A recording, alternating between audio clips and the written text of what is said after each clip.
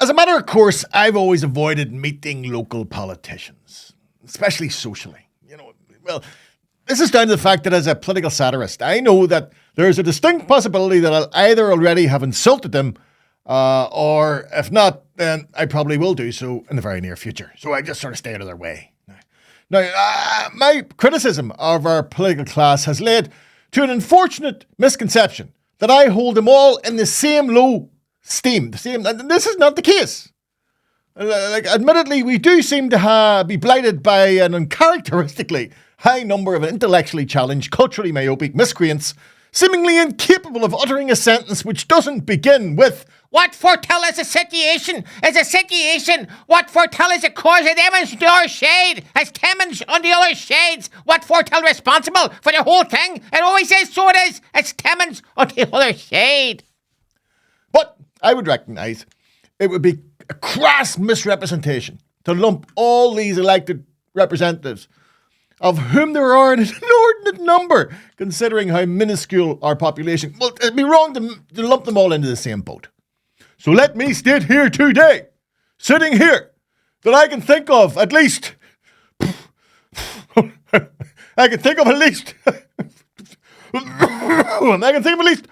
No, Sam. No, I'd say nine.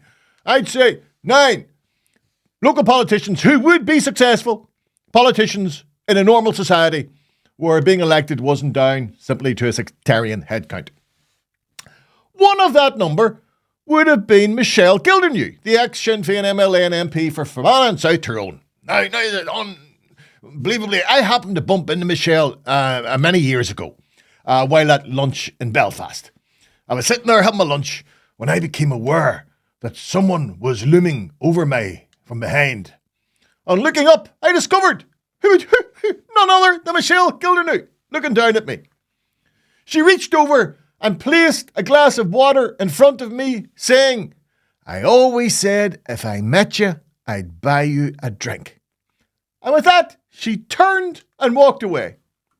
I have to admit, I was tickled greatly by this, for it demonstrated something strikingly lacking in most of our politicians, namely a sense of humour.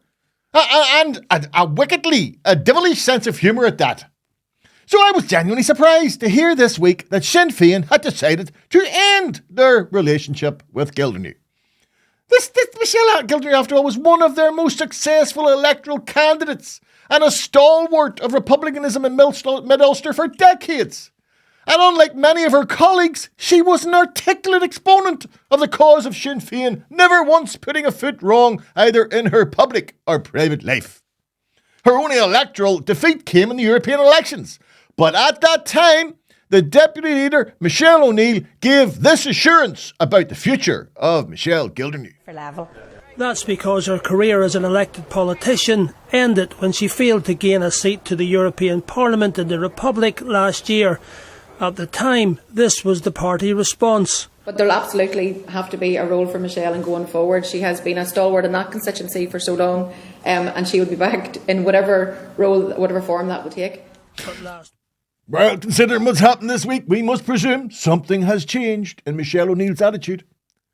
Could that change possibly be down to the fact that Gildernew supported John O'Dowd and not her when they both ran for the role of deputy leader? Surely not, I hear you cry. That is the sort of petty politics those other parties practice. Such behaviour would be beneath the likes of Sinn Fein, where brother and sister link arms in comradeship in their march to inevitable Irish reunification. Bellings. Now, when disappointed at her removal, Michelle Gildernew remained composed and continued to exhibit the dignity she has throughout her political career when she was asked about this new turn in her life. She refused to criticise her party. She refused to criticise Sinn Féin, saying she was owed nothing. Though I'd argue her decades of service to that party should have merited more than she has received. Only at the very end of that interview did she reveal any hint of her real feelings. When having been asked about her relationship with Michelle ONeill, she admitted this. Earlier about Michelle ONeill, maybe I'm wrong. I get the impression you and her are not necessarily on the same page, or bosom buddies, as we might put it. Oh, she's a few years younger than me, and you know we work together in the assembly and all. But no, I have. There's other people in the party who I'm closer to. There you have it. And so ends a political career proving that here, as everywhere else, advancement up that greasy pole of politics has little to do with competency, and the knife in your back will more likely arrive from the hand of a supposed friend than perceived enemy. Et tu, Michelle. Et tu. You'll do nothing. You hear me? You'll do nothing.